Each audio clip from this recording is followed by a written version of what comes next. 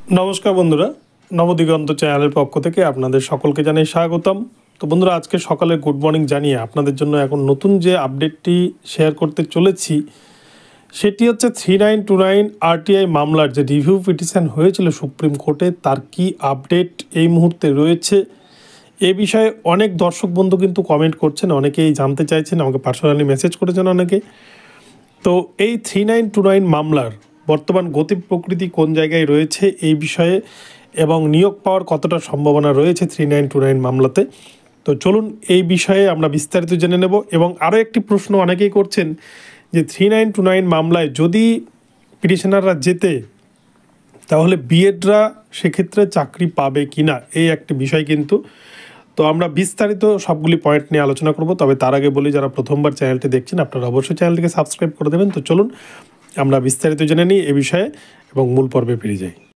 তো বন্ধুরা, আপনারা জানেন যে গত বছর অর্থাৎ 9ই মে 9th মে 2024 9 মে 2024 তারিখে সুপ্রিম কোর্টে বিচারপতি ঋষিকেশ রায় এবং প্রশান্ত কুমার এই দুজন বিচারপতির বেঞ্চ থেকে মাত্র দুদিনের শুনানিতে কিন্তু 3929 মামলার ফাইনাল জাজমেন্ট ঘোষণা করেছিল ঋষিকেশ রায়ের বেঞ্চ।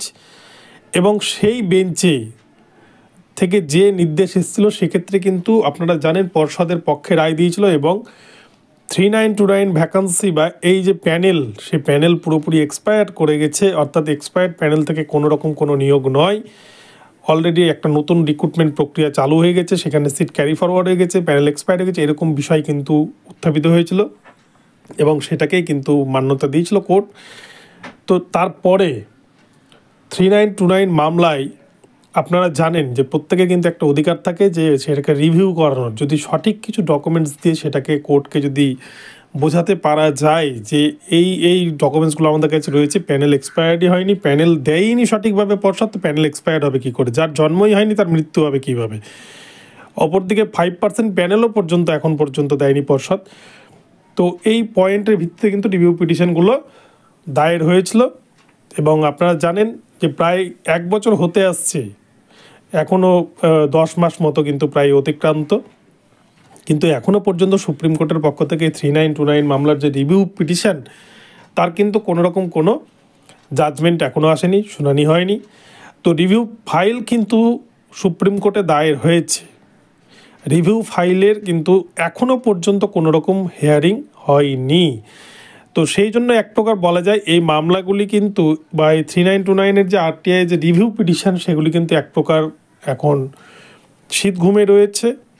নির্দিষ্ট সময় যখন আমরা আপডেট পাবো নিশ্চয়ই আপনাদেরকে আপডেট জানিয়ে দেব। সুপ্রিম কোর্টের যে মান্থলি লিস্ট বা ডেইলি লিস্ট যখন লিস্টেড হবে কজ লিস্টে, তখন কিন্তু নিশ্চয়ই আমরা জানিয়ে দেব। এখনও পর্যন্ত সেরকম কিন্তু কোনো রকম কোনো খবর নেই। আচ্ছা, এবার যে বিষয়টি নিয়ে আসছি সেটি হচ্ছে রিভিউ ফাইলের দ্বারা যদি কোনো কারণে পিটিশনাররা বা 2014 টেট পাস নট ইনক্লুডরা কোনো কারণবশত তারা যদি সুপ্রিম কোর্টে যেতে, তাহলে সেক্ষেত্রে শুধুমাত্র কি ডিএলএডরাই নিয়োগ পাবে নাকি বিএডরাও সুযোগ পাবে। তো এক্ষেত্রে আপনাদের বলি, সুপ্রিম কোর্ট একটা কথা বলেছিল যে 10ই আগস্ট 2024-এর পর আর কোনো বিএড ক্যান্ডিডেট চাকরি পাবে না, এটা নির্দেশ থাকলেও সুপ্রিম কোর্টই কিন্তু আবার রাজস্থানের ক্ষেত্রে একটি রায় দিয়ে বলেছিল এলিজিবিলিটি ক্রাইটেরিয়া রিক্রুটমেন্ট চলাকালীন মাঝপথে পরিবর্তন করা যাবে না, অর্থাৎ যে ক্রাইটেরিয়া চেয়ে নোটিফিকেশান জারি হয়েছে সেই ক্রাইটেরিয়ার উপরেই কিন্তু তাদেরকে নিয়োগ করতে হবে। তো সেই জায়গায় দাঁড়িয়ে পরিষ্কারভাবে এবং গ্যারান্টি সহকারে কিন্তু বলা যেতে পারে বিএডরা কিন্তু যদি 3929 আরটিআই মামলায়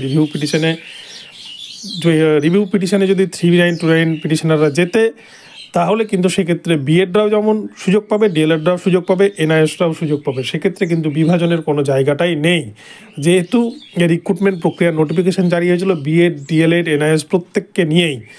তো এই ছিল আপনাদের প্রশ্ন, আপনাদের প্রতিটা প্রশ্নেরই কিন্তু উত্তর আমি খুব সুন্দরভাবে দেওয়ার চেষ্টা করলাম।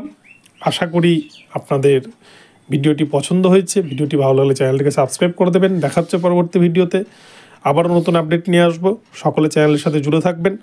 ধন্যবাদ।